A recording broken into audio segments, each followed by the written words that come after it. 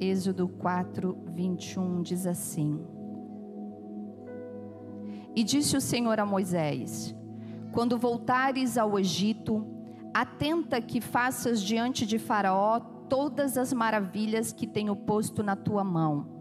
Mas eu lhe endurecerei o coração. Repita comigo assim: mas eu lhe endurecerei o coração, para que não deixes o povo ir. Então dirás a Faraó: assim diz o Senhor, Israel é meu filho, meu primogênito. E eu te tenho dito: deixa ir o meu filho para que me sirva, mas tu recusastes deixá-lo ir. Eis que eu matarei a teu filho, teu primogênito. E aconteceu no caminho, numa estalagem, que o Senhor o encontrou e o quis matar. Então Zípora tomou uma pedra aguda e circuncidou o prepúcio de seu filho e lançou aos seus pés e disse: certamente me és um esposo sanguinário.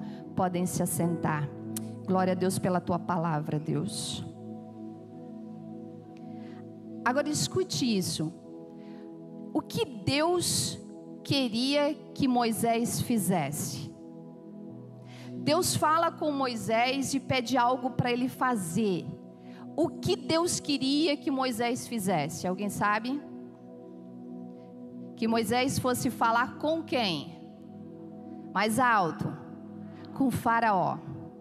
Para quê? Obrigada, irmã. Para que Deus queria? Por que Deus queria que Moisés fosse falar com Faraó? Para que Faraó deixasse o povo ir. Para que Faraó libertasse o povo de Deus. Então, vamos entender aqui. Esse era os planos de Deus. Esse é o propósito de Deus. Deus pede para Moisés: você vai até Faraó, peça para Faraó para deixar o meu povo ir. Ok, esse era o propósito de Deus. Então o propósito de Deus era libertar o povo de Israel do Egito. Agora, então, por que o mesmo Deus que queria tirar o povo do Egito é o mesmo Deus que endurece o coração de Faraó para não deixá-lo ir? Nós lemos aqui que Deus pede para Moisés ir falar com o Faraó para que Moisés libere o povo, para que o povo possa ir. Mas ele mesmo diz que endureceu o coração de Faraó para não deixá-los ir. Então, aonde está o mistério disso aqui que a gente precisa entender? Por que o mesmo Deus que tem o desejo, que quer tirar o povo de Israel do Egito, é o mesmo Deus que endurece o coração de Faraó, para que Faraó não deixe o povo ser liberto?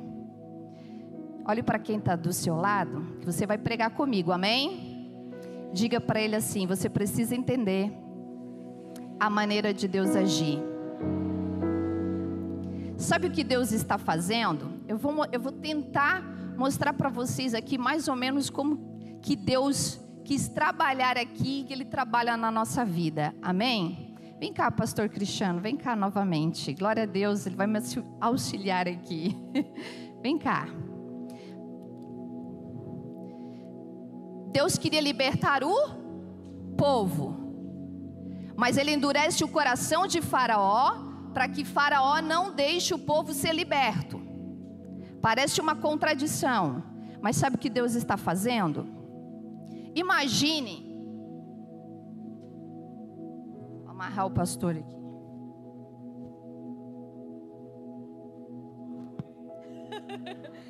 Para não fugir. Se eu disser para ele que eu quero libertar ele, o que será que ele imagina que eu vou fazer? Que você me desamarre. Se fosse você, o que você imaginaria que eu fizesse se eu dissesse: eu vou te libertar? Que eu desamarrasse. Ok. Se Deus falasse para ti, pastor Cristiano: eu vou te libertar dessas amarras, o que você imagina que Deus fizesse?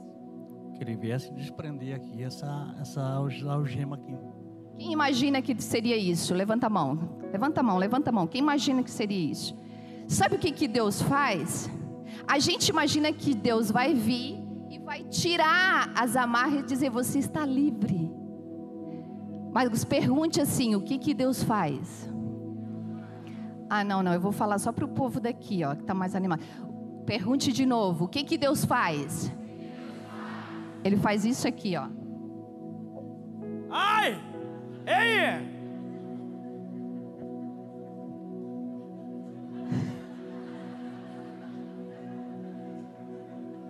Diga assim: Deus aperta mais. Agora pergunte por quê. Se Ele quer me libertar, para que você grite como Ele gritou. Porque Ele pega o teu grito de desejo de liberdade e transforma em uma oração de clamor. E aí sim você começa a clamar: eu quero ser livre. Amém. Você pode glorificar o Senhor novamente? Aleluia. Porque primeiro, o que acontece com a gente? O que aconteceu com o povo de Israel? A gente se acostuma com as algemas. E aí Deus vai apertar. Porque a pior de todas as cadeias é quando você se acostuma com o peso das algemas. O povo de Israel já estava acostumado a viver na escravidão. Deus precisava apertar aquele povo para gerar um clamor.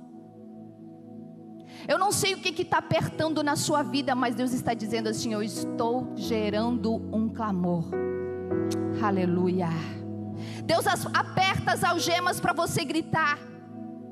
E Ele transforma esse grito em uma oração, em um clamor, em uma oração de fé. Aleluia. Agora pergunte assim: Deus precisa do meu clamor? Para quê? Para me arrancar deste lugar de escravidão. Porque Ele quer. O desejo de Deus era libertar, era tirar aquele povo da escravidão. Mas Deus, o desejo de Deus precisava também ser o desejo daquela nação, precisava ser o desejo daquele povo. Então Deus vai apertar. Aleluia. Quem não sente dor não sente necessidade de mudança. O maior desafio é você achar que é Faraó que está apertando, mas é Deus provocando o teu clamor. Não é Faraó que está apertando, não. É Deus que está despertando e provocando o teu clamor, a tua oração. O povo de Israel estava acostumado. Olhe para quem está do seu lado e diga assim: o que está apertando na sua vida? O que está apertando? Quando é que você vai entender que Deus está esperando o teu clamor?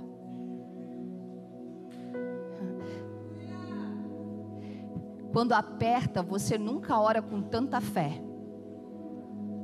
Quando as coisas estão frouxas para você, você até ora, mas não com tanta fé quando as coisas estão apertando. É gerado uma fé dentro de você. O que é clamor? Clamor é suplicar, clamor é implorar, clamor é bradar, clamor é gritar. Jeremias 33:3 diz: clama a mim e responder-te-ei, e anunciar-te-ei coisas grandes e firmes que não sabes. Quem ainda não sabe o que Deus quer fazer na sua vida, levanta a mão. Quem não sabe, seja sincero. Ele está dizendo que se você clamar, Ele vai te anunciar aquilo que você não sabe. Mas segure na mão dessa pessoa do seu lado e diga assim: Deus está apertando? Aperta, pode apertar aí a mão do irmão. Deus está apertando? Então comece a clamar. Então comece a clamar, porque Deus tem desejo de anunciar coisas grandes na sua vida. Aleluia.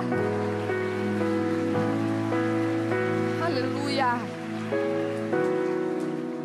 Nós como igreja precisamos voltar a orar mais. Nós temos desaprendido a orar. A gente tem vindo para os cultos e a gente tem adorado a Deus com as canções, mas muitas vezes a gente não sabe o que está cantando, a gente não sabe o que está falando. E se parar tudo, se parar a música, se parar os instrumentos e disser agora ore você, o que sai? O que sai? Ah, pastora, mas eu não tenho tempo para orar. A Bíblia diz que Daniel orava quantas vezes ao dia? Quantas vezes? 3 vezes. E ele governava 120 províncias e era o responsável por todos os reinos da Babilônia. E você não tem tempo? Ele orava 3 vezes. Olhe de novo para esse irmão e diga assim: nós temos que orar mais. Nós temos que clamar mais. Aleluia. O milagre de Daniel aconteceu enquanto ele estava de joelho orando? Sim? Amém? Amém não. Diga assim: amém nada. O milagre de Daniel não aconteceu enquanto ele estava de joelho dobrado orando. O milagre aconteceu quando ele estava dentro da cova dos leões. Mas o milagre só aconteceu porque ele orava. Aleluia. Tem cova de leões que só existem para que o teu milagre aconteça. Imagine Daniel orando 3 vezes ao dia. Qual foi o resultado? Qual foi a resposta da oração? Jogado dentro de uma cova cheia de leões. Diga assim: essa foi a resposta, pastora? Pergunte: essa foi a resposta? Essa foi a resposta das orações de Daniel. Mas é como se Deus estivesse falando assim: calma, Daniel. É na cova que todo mundo vai conhecer o teu Deus. É na cova que você vai conhecer o poder de uma oração. Quantos livramentos Deus te dá porque você ora. Quantas respostas acontecem dentro de covas de leões porque você tem orado. Não comece a orar dentro da cova. Ore antes da cova. Aleluia. Porque enquanto você ora, Deus está fechando boca de leões de covas que você nem foi jogado ainda. E aí, podem preparar uma cova, pode até te jogarem lá dentro, pensando que vão te matar. Mas o que eles não sabem é que você é um homem de oração. O que eles não sabem é que você é uma mulher de oração. E que enquanto você ora, Deus fecha a boca dos leões. Aleluia. E aquilo que foi planejado para te matar, Deus transforma em estratégias para te promover. Aleluia. A intenção dos homens era matar. A intenção dos homens era matar Daniel. A intenção de Deus era promover Daniel. Agora olhe com fé para o irmão do seu lado e diga assim: não se preocupe com as intenções dos homens. Aleluia. Agora o motivo pelo qual Deus endurece o coração de Faraó: primeiro, para que você clame. Diga assim: para que eu clame. Deus não faz nada na terra sem a oração do homem. Pergunte por quê? Deus depende da minha fé para poder fazer? Não. Eu é que dependo da minha fé para poder receber o que Ele já fez. Diga assim: eu dependo da minha fé para poder receber o que Deus já fez. Se puder colocar para mim Efésios 1:3, Efésios capítulo 1, verso 3. Diga de novo: eu dependo da minha fé para poder receber o que Deus já fez. Olha o que diz: bendito o Deus e Pai do nosso Senhor Jesus Cristo, o qual nos abençoou. Abençoou é passado, presente ou futuro. Então Ele já abençoou com todas as bênçãos espirituais nos lugares celestiais em Cristo. Ele já te abençoou com todas as bênçãos. Ele já te abençoou com todas as bênçãos. Mas onde elas estão e por que eu não recebi ainda, pastora? Se Deus já me abençoou com todas as bênçãos, por que eu não recebi ainda? Porque elas são espirituais e estão em lugares celestiais em Cristo. E você precisa estar em oração para tomar posse nesse lugar. A oração é para você tomar posse daquilo que Ele já fez. A oração é para que você tome posse das bênçãos que Ele já te abençoou. Aleluia. Diga assim: eu preciso acessar o lugar em que as bênçãos estão e tomar posse delas. Agora olha para esse irmão e diga assim: nós precisamos orar. Você sabia que Deus responde toda oração? 3, 4 amém aqui. Você sabia que Deus responde toda oração? Como assim? Por que eu não recebi a minha resposta ainda então? Se Deus responde toda oração. Porque não receber também é resposta. Deus te respondeu o que você está pedindo, porque aquilo que você pediu, que talvez você diga: eu não recebi, pastor, é Deus te respondendo assim: é porque para você não era tão importante assim. Agora diga assim: por quê? Porque você parou de orar.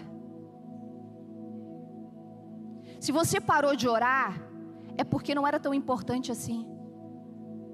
Porque se realmente é importante para você, você vai continuar orando.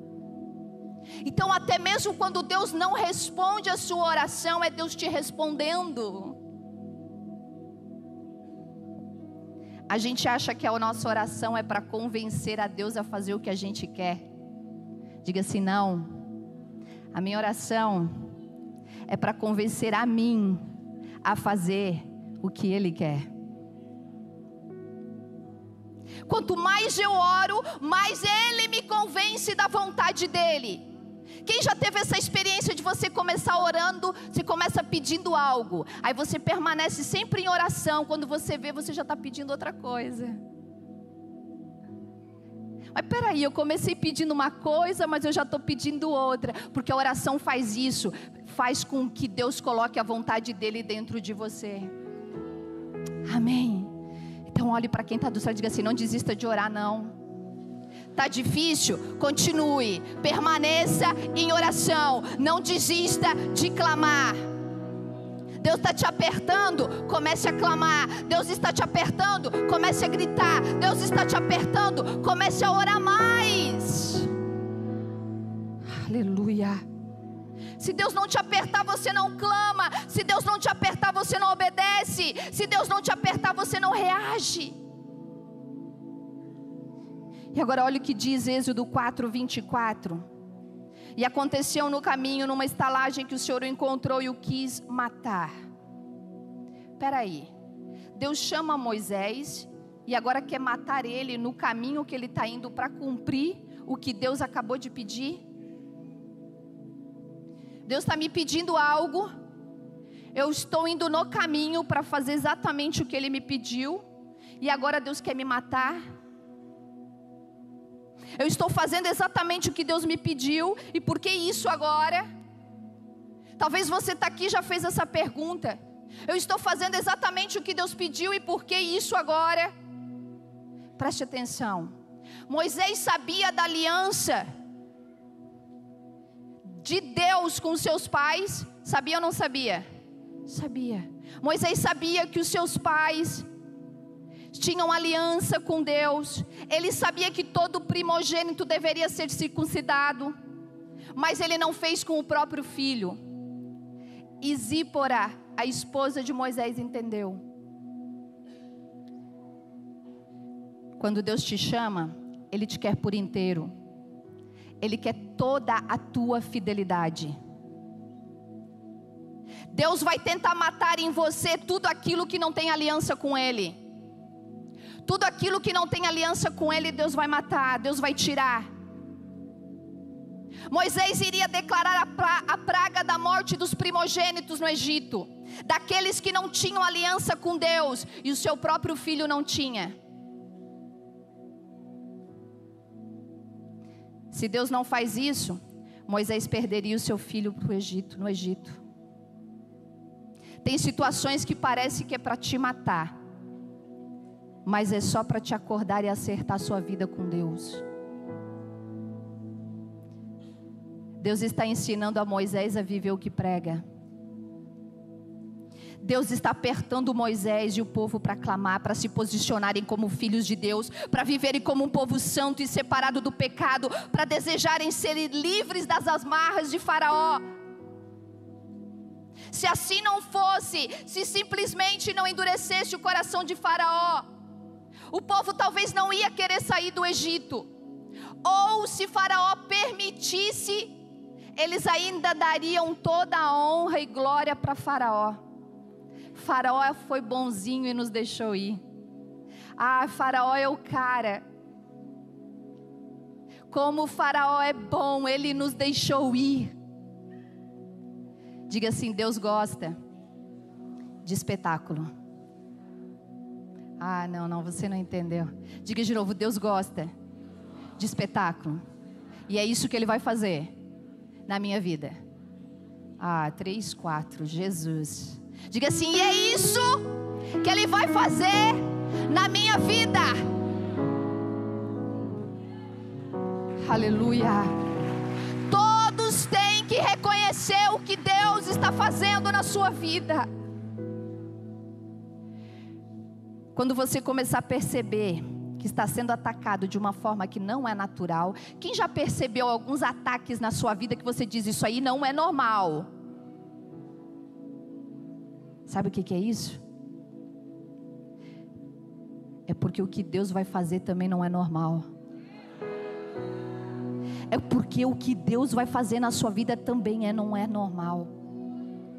Quando Deus chama Moisés, Ele questiona a Deus: como que vão acreditar em mim? E Deus diz: olha para sua mão, Moisés. Olha para sua mão, faça assim, olha para suas mãos. Olha para suas mãos. Talvez você pergunte: como que vão acreditar em mim? Olha para suas mãos. O sobrenatural que quero fazer está nas tuas mãos. O que Moisés tinha na mão? Cajado.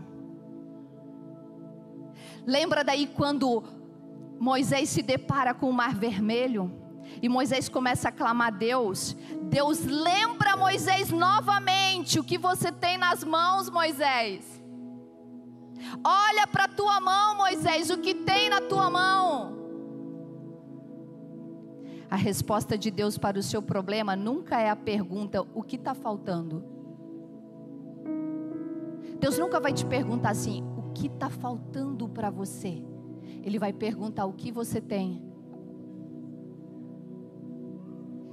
A gente é que fala das nossas faltas, mas quando Ele pergunta, Ele não pergunta o que está faltando, Ele pergunta: o que você tem? Jesus não perguntou para os discípulos: quantos pães estão faltando? Ele perguntou: quantos pães vocês têm? Elias não perguntou para a viúva: o que falta na sua casa? A reclamação dela era o que estava faltando, mas a resposta de Elias para ela foi uma pergunta: o que você tem? Quando os credores queriam levar os filhos da viúva, ela vai até o profeta pedir socorro, e o profeta pergunta: o que você tem em casa? E ela diz: tua serva não tem nada além de um pequeno jarro de azeite. Olhe para quem está do seu lado e diga assim: pare de olhar para o que você não tem e comece a olhar para o que você tem.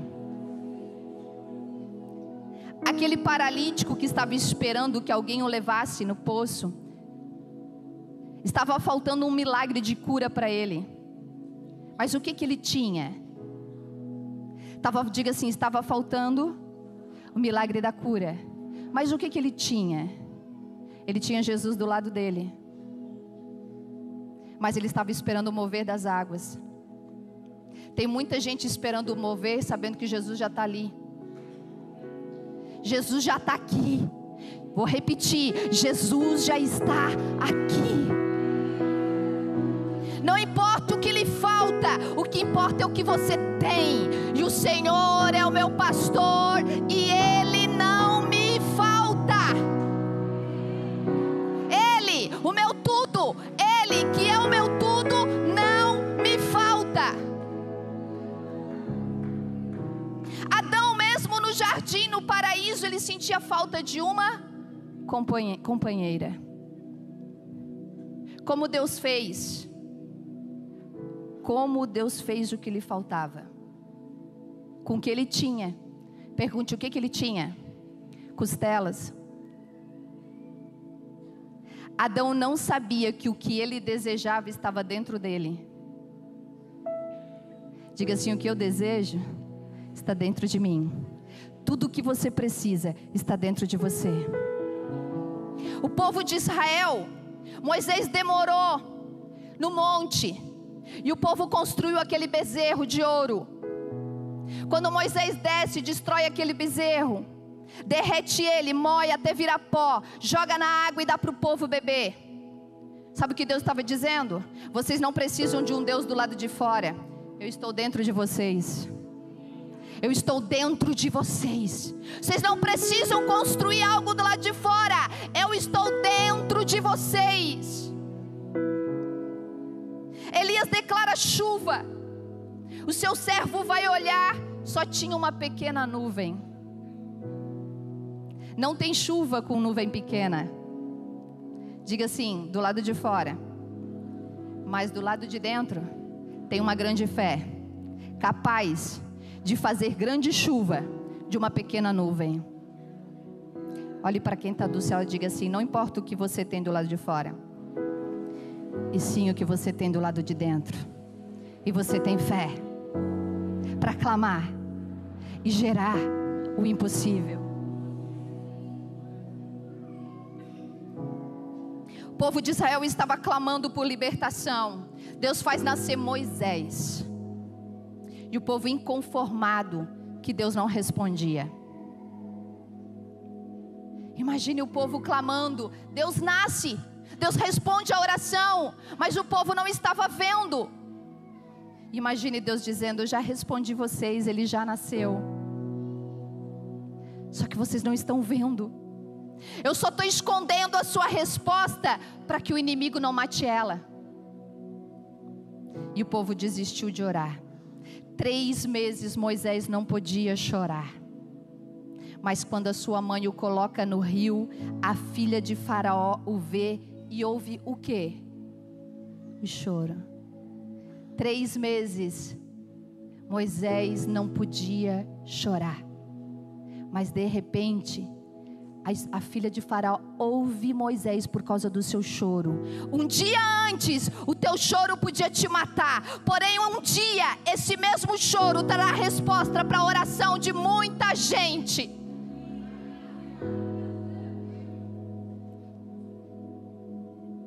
Eu queria saber se tem um povo que quer clamar ao Senhor aqui. O Espírito Santo está me impulsionando a fazer algo aqui. Quem precisa de um milagre muito grande na sua vida, levanta a mão, levanta a mão. Quem sabe que precisa clamar, eu preciso clamar a esse Deus. Tem coisas apertando na minha vida e que eu preciso clamar. É Deus que está apertando, é porque Deus está te impulsionando a você orar, a você clamar, porque Ele quer fazer. Eu queria que todos se colocassem de pé.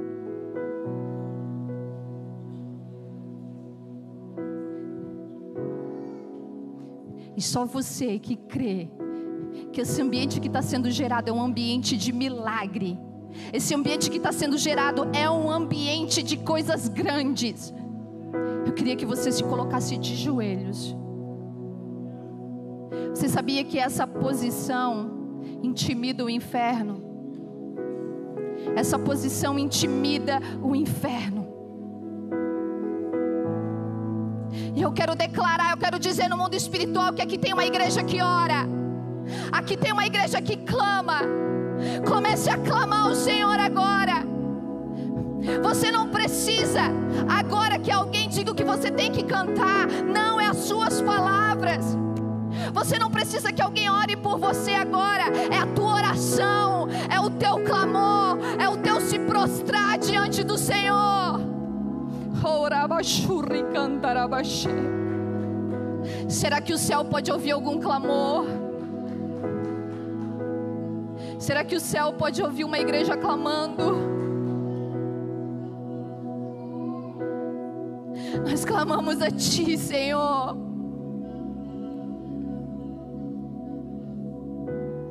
Tem pessoas aqui, Pai, que elas acham que é o inimigo que está apertando, mas é o Senhor que está apertando, Pai, porque existe uma fé dentro delas, que o Senhor está espremendo, e quando essa fé sair para fora, Pai, milagres acontecem. Muitas vezes, Pai, a gente só quer que o Senhor nos toque, mas como aquela mulher do fluxo de sangue, Pai, ela quis tocar no Senhor, e ela disse: se eu apenas lhe tocar, eu sei que serei curada. E o Senhor não tocou nela, foi ela que te tocou. Nós tocamos em Ti agora, Pai, e os céus param, e Jesus diz: quem me tocou? Porque de Cristo está saindo poder agora. Há poder sendo liberado agora.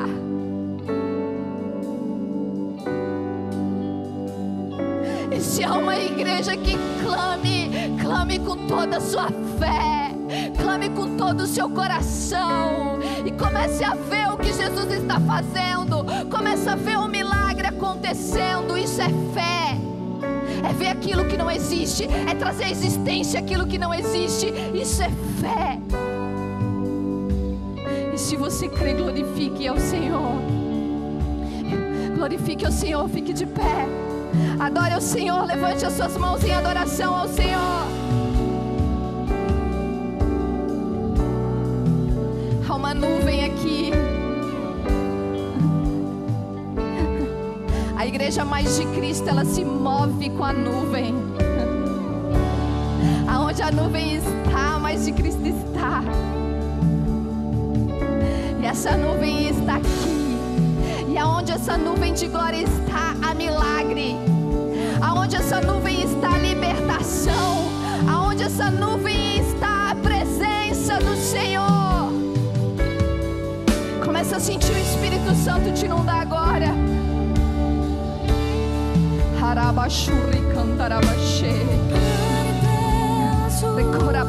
Tem pessoas sendo curadas agora.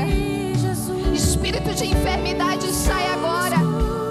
Câncer desapareça agora. Todo mau espírito das trevas saiam agora. Eu dou ordem para que bata em retirada todo espírito mau, em o nome de Jesus. Vai passando, Espírito Santo, com teu poder.